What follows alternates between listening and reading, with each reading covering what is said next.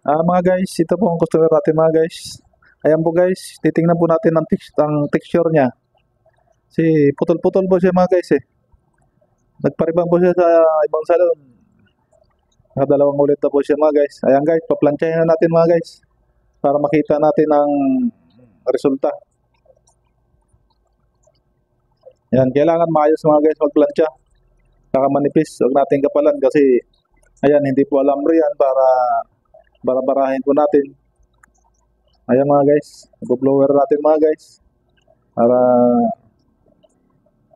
mabilis matapos, para hindi na rin umahaba yung ano. Ayan mga guys, tingnan po natin mga guys.